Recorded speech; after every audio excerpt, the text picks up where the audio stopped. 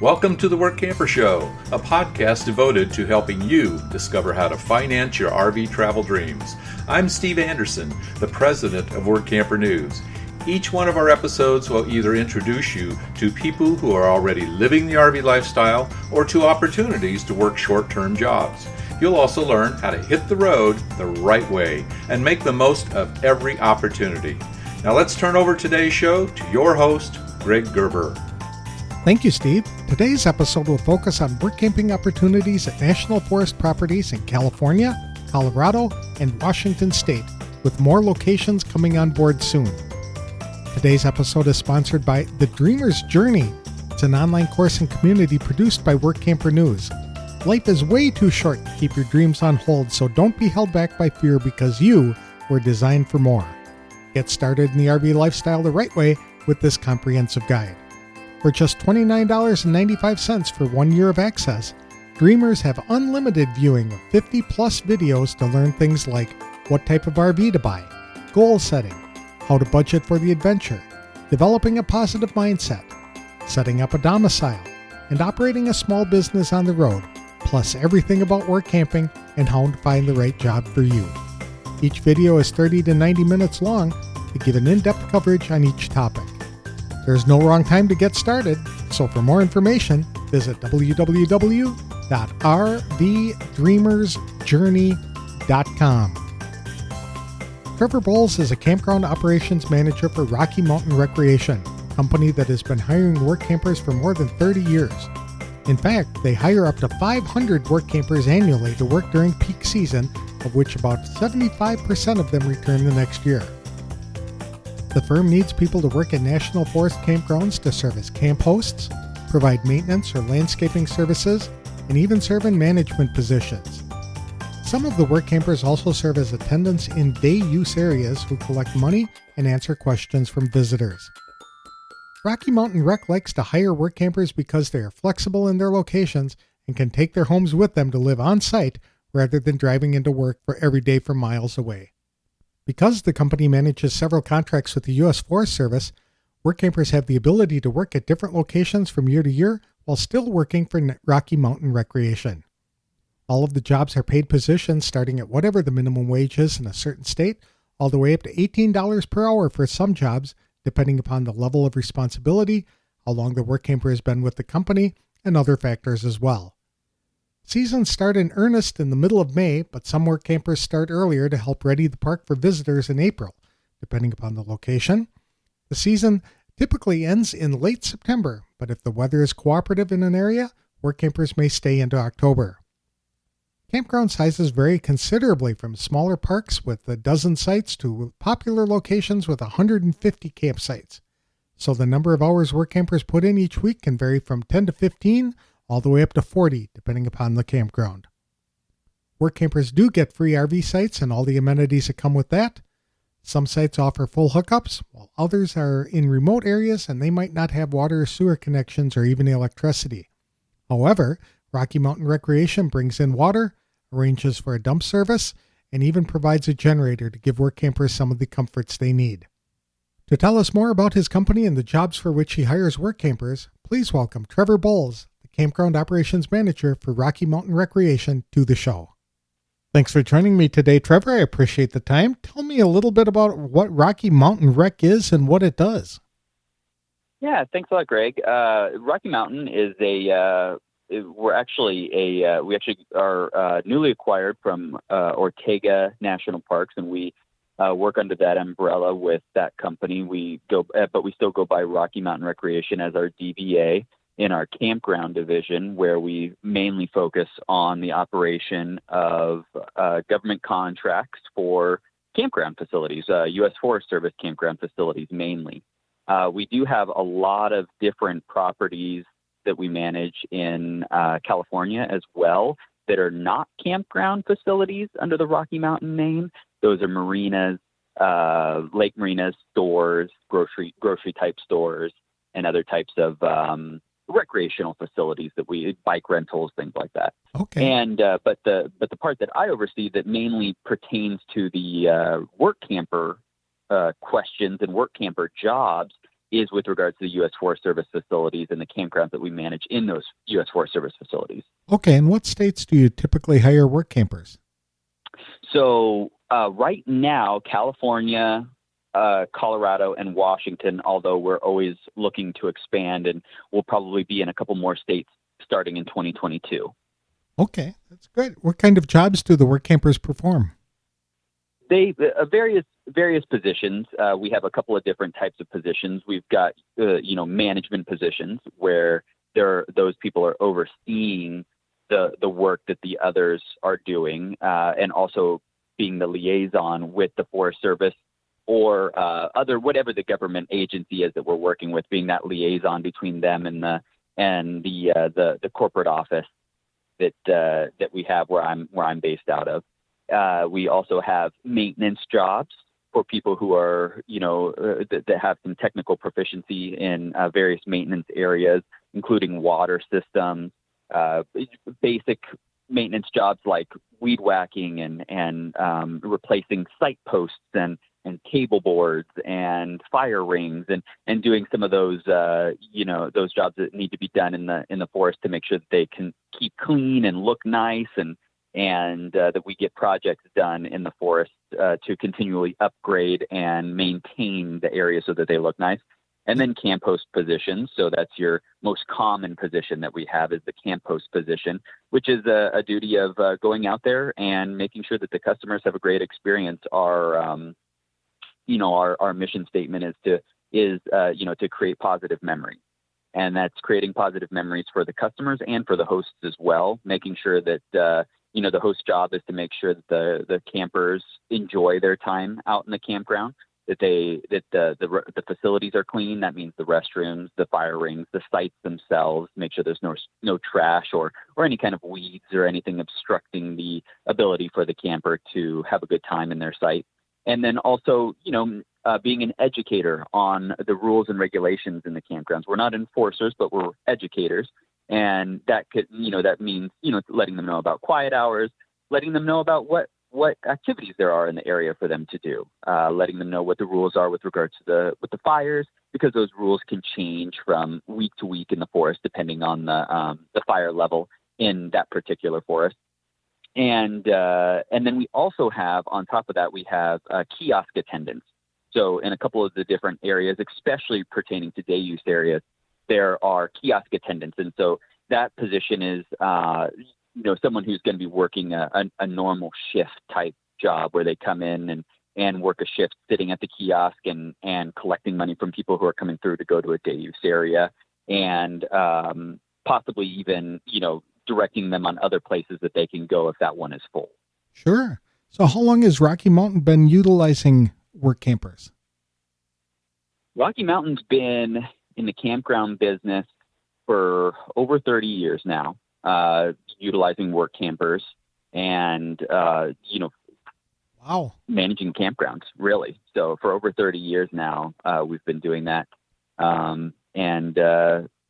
Been seeing all the changes with work campers through the years. It's been, really exciting to see some new people become interested in the work camper lifestyle. We've seen that increase here, in the past probably 1 or 2 years, really. Seen that increase in people kind of adopting the lifestyle of a work camper. So it's really exciting to see some new people jump into the fray. Mm-hmm. What do you like about hiring work campers compared to hiring local workers? Yeah, it's a good question. So the work campers are really nice because we are able to utilize them in a lot of different ways. The flexibility of their location is a really huge benefit to companies, because most companies in this space, including ours, don't just operate in one area. And the areas that we do operate in are spread out, even within a single forest itself. Many work campers will know that, one forest from one campsite all the way down to, one in the most northern region, all the way down to the most southern region, even in the same forest, can take 5-6 hours to get between.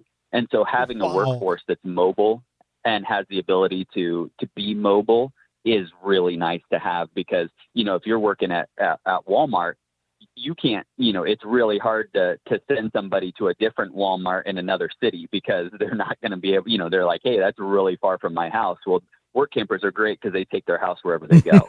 So it's a benefit. Absolutely. It also sounds like if they are involved in the Rocky Mountain Rec system, they can get different jobs one season after another if they wanted to.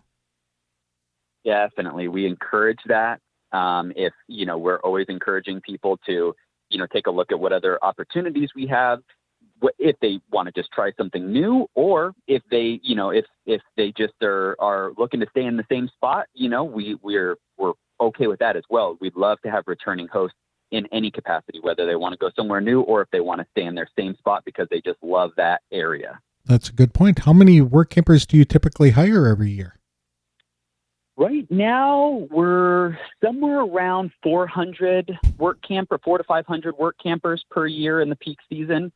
In the off season, so after October, it definitely drops down. It's probably less than 50 during that time of year. But we are, in the process of picking up some properties that are not or that are year round. Sorry, that are not seasonal is what I was going to say. So, right now we're probably going to be doubling that number here in the next couple of years with the different properties that we're looking to acquire. But right now it's about 500 in the summertime. That's an incredible number. Oh, wow. That must keep you busy. How many of those work campers are returning from season to season? I don't have an exact number. That's a good question. I don't have an exact number, but, I would say that at least 75% of our workforce continues to come back and work for us each year. That's great. We have a lot of really great returning people that love working for Rocky Mountain and also love working in the forest. So they do continue to come back year after year. So it's a pretty good amount. It's somewhere between the 60 to 75%. Are these paid or volunteer positions? Paid. All of our positions are paid positions. All paid. Great. Can you tell us what kind of range the salaries are, the hourly wages? Yeah. So, those are ever changing numbers for a couple of reasons. The first being that we're seeing in many, many different states that there is an increase in the minimum wage year after year. And so all of our positions range from right around that minimum wage, just over that minimum wage point, all the way up to the, $18 an hour mark, depending on, how long you've been there, how long you've been with the company, returning people, what position you have. So whether or not you're, maintenance, kiosk worker, host, or management. So it really varies depending on the position, but okay. Yeah, it continues to go up, especially because of the competition and with regards to the minimum wages going up in the various states that we're operating in. Sure. Now, when you mentioned seasonal work, when does the season typically begin and end? Yeah, the season for most places, for the vast majority of Forest Service campgrounds, starts in May. However, there are some positions that will start a little bit earlier to get the campgrounds ready for the season. So early April is probably the earliest seasons that we have that start. But it's generally May to the end of September. That's the general season, is early May to end of September. But they could extend a little bit, maybe going from April to October, depending on the position and depending on the forest that you're in. Okay. I would imagine that fall would be, or October might be rather busy for some of those locations because of the colors. But I also know that snow arrives early in some of those campgrounds. That's right. Yeah, that we definitely see a window if the weather is it accounts for it. If the weather allows for it, we will see a window of some high use in those fall color months. But even right now, we're experiencing some snow already in our high elevation campground. So it's one of the. It really just is weather dependent. I understand. How many hours do work campers typically work each week? That is going to vary really. It's a huge range depending on the campground. So if we have some campgrounds that are 10 sites or less. And Right. somebody in that kind of campground is probably going to be working, 10 to 15 hours a week, where we have other campgrounds that are 100. We have one campground that's 150 sites. And in that campground, we have multiple hosts. I think we have 6 hosts that are in that campground alone, and they all work 40 hours a week. So it really just depends on the site and the site size that you're taking care of. Well, this sounds like a really good opportunity for people who want to get away from it all. Then they can go into one of these smaller campgrounds, work a couple of hours a week, and then have the rest of the time just to relax. But people who like to stay busy can go to these larger campgrounds, and you'll keep them really, really busy. That's right. That's right. Okay. Are you looking for any specific traits or qualifications among the work campers? Yeah, definitely. So the main thing that we look for is someone who's, really good with people. That's the main thing when we're looking for camp hosts is customer service, because really most of their job is dealing with the public. That is the main thing that a camp host will do day to day, is talking with the public, talking with people who are coming in for their vacation for that weekend or for that week or whatever it may be. And so making sure that we create positive memories and continue to provide good customer service is the key feature that we look for. So customer service is number one.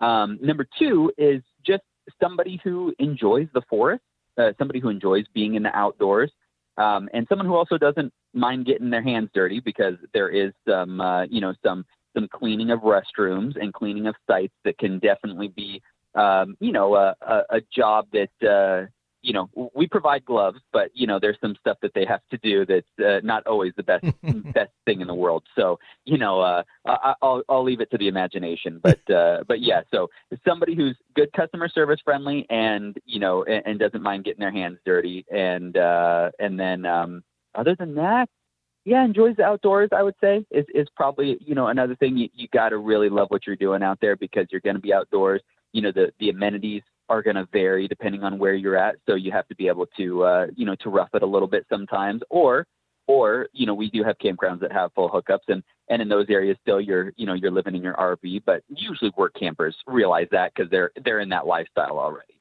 Okay. And do you provide any special training, or do you require any special skills or training? We don't require any special skills or training ahead of time, but we do provide training for all of our hosts, managers, and kiosk attendants and maintenance. We have a training at the beginning of each season for all of our staff when everybody arrives in the given area. So we usually distribute it by districts is usually how it goes. The forests are divided into districts, and we usually do trainings for each district. Have everybody meet up in a location, and we'll do training for everybody in those locations. And then we have ongoing training through our management staff and the corporate team that does training as well. So, but no special qualifications going into the job. No. Okay. You had mentioned the compensation. Are there any other perks like free campsites or free wood, free laundry facilities, that type of thing? So we don't have any laundry facilities anywhere that, currently. We have looked into that though, but I won't belabor that topic for too long. But the camping, there is the ability for them to go to a different campsite, but a lot of times people don't want to do that because they have to disassemble their rig, and move it, which, it can be done, but it's not something that they want to do all the time. So we don't get that request very often to go camping. So I would say there's not anything extra to add on to it. We do provide in areas where they don't have, where there are no amenities or hookups. So like if there's no electric or water, we will provide some way for the host to get that, whether it be a generator for them to use so that they don't have to use theirs on their rig. We'll provide a generator and some gas so that they can have electricity. We'll provide water and deliver water to them with a water tank so that they have water to use more than just what's available in their rig. That way that they don't have to go and get water themselves. Or propane, if we have propane available at the facility, we'll provide that for the host. Or we've even provided sewage tanks if there are none at the facility, we'll provide a sewage tank for them to dump into and then get it pumped for them, when it gets full. So we do provide those other amenities if it's not provided at the site itself already. Okay. And are the sites free, or do the work campers rent them? They're free. The sites They're are free. Okay, good. Yeah. When do you typically start recruiting for the next season? We start looking for people right away. So our season is ending here for the vast majority of our sites here in the next week or two. And after we're done with that, we'll start collecting applications and start hiring people for the next season.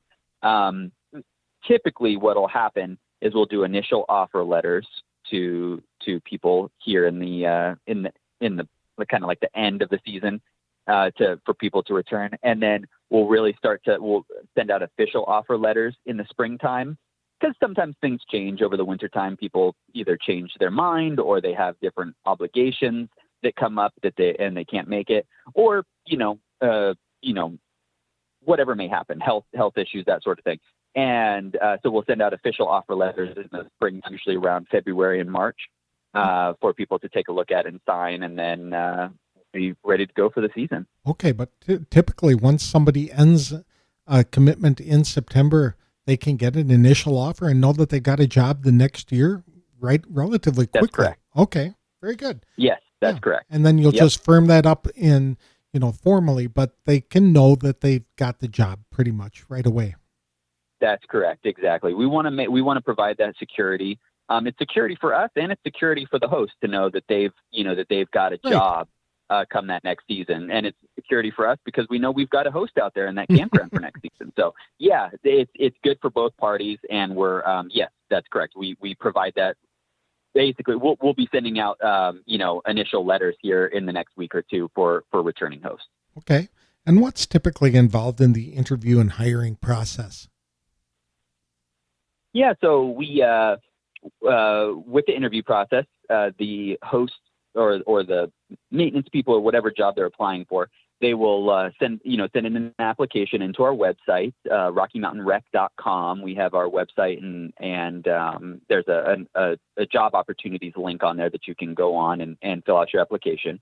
And then from there, somebody will contact them, whether it's the manager of the area, the regional manager, or even someone from HR will reach out for the position to find out what position that they're looking for if it's not specified in the application. Because sometimes people will want to apply and they don't even really mind where they go. They just want a hosting position, so they may leave it open for where they, they're good with any location. Okay. And then after that, after the application process, or after the application goes through, we'll go through an interview, talk to them about their experience. Like I mentioned, there's no prior experience necessary for hosting. For maintenance jobs, we do look for somebody who has some maintenance experience, or construction experience, that sort of thing. And then management, we're looking for people who have prior management experience and also prior hosting experience, so that they know what they're getting into with regards to management of the camp host.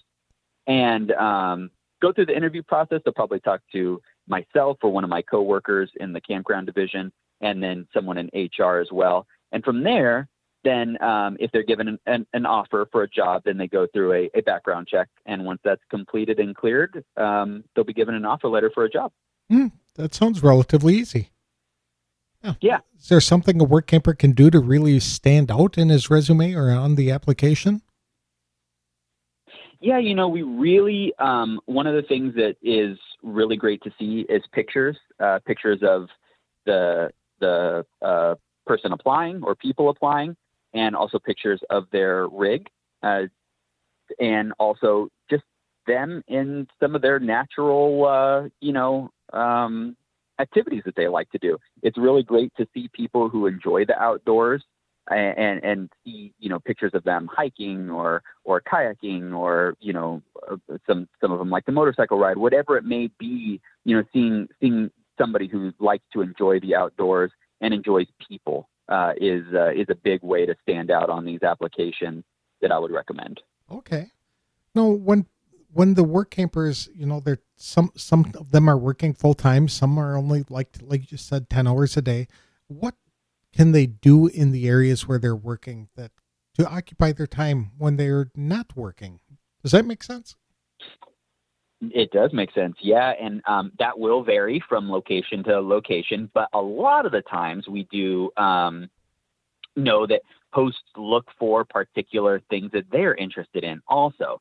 What I mean by that is if you're someone who likes to kayak or you like to fish, a lot of the times we will have hosts apply for those positions at the locations that are next to a lake, which makes sense because then in their off hours, they can go and enjoy those activities. There's also people that like to go hiking, and there's some areas that we manage that are really, really popular hiking, where people come from all over the world to go hiking at some of these trails and some of these areas.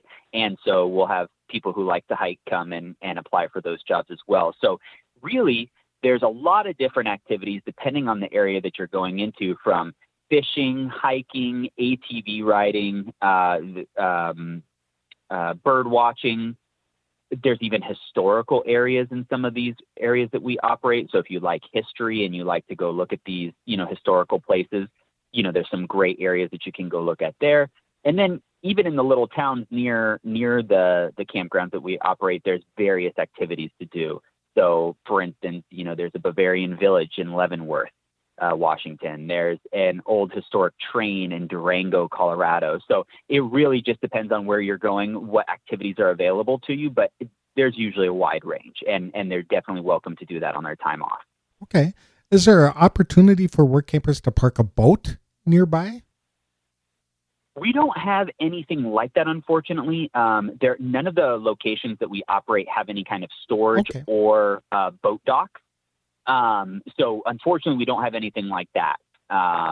But if we do get a facility that has that, that would definitely be, up for discussion. You had mentioned fishing, so it's just fishing from docks or basically in streams and things like that then? Yeah, or from a kayak, or things like that. We do operate some facilities that have boat launch areas, but there's no place people are bringing their boats in from out of town. There's none of them even have a sophisticated dock system or marina at all. Even though some of them are on some really large lakes, they just don't have that type of facility. Okay. Now, how remote are some of these campgrounds?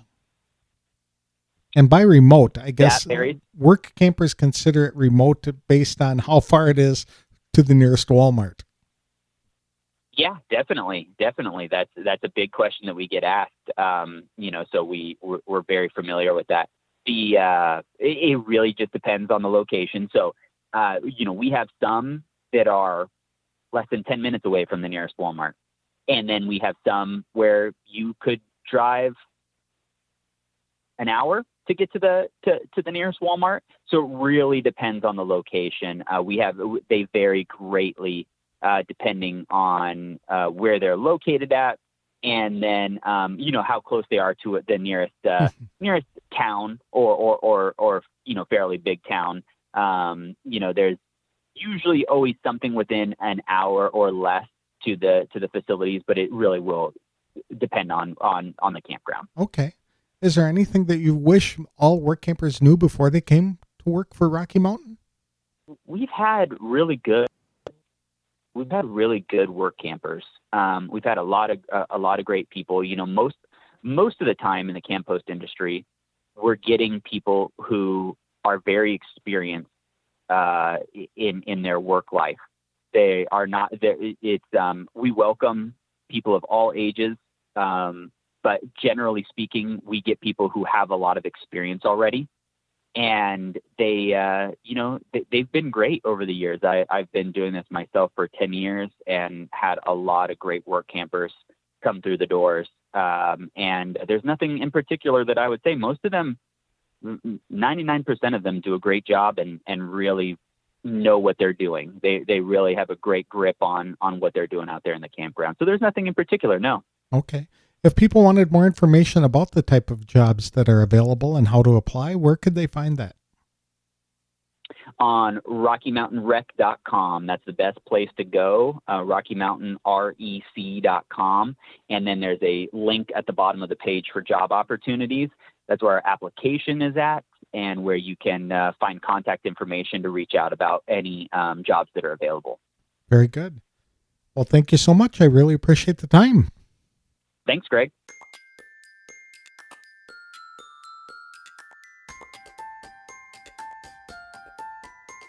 I'd like to thank Trevor Bolls, Campground Operations Manager at Rocky Mountain Recreation, for taking time to talk with us today about his company and the hundreds of work camping jobs he needs to fill every year.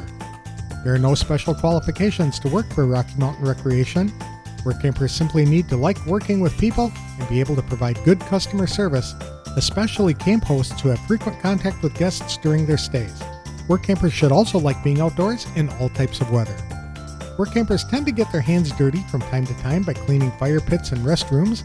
All jobs involve working within a forest environment, and those aren't always the super cleanest of conditions. But if you love being in nature, this is an ideal job for you.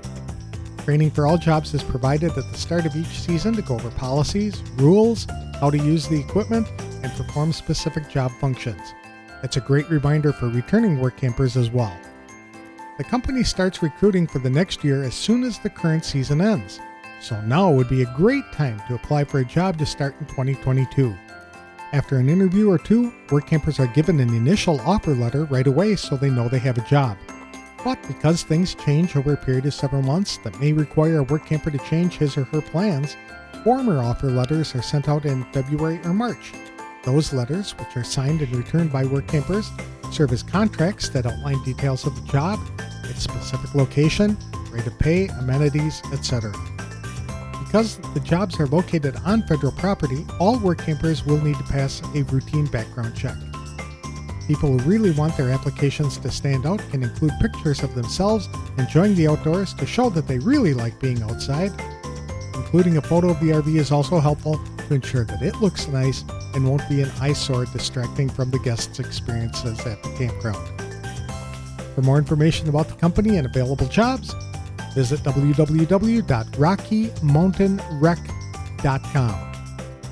Today's episode is sponsored by Workamper News. With its Diamond and Platinum membership tools, Workamper News is much more than just a job listing website.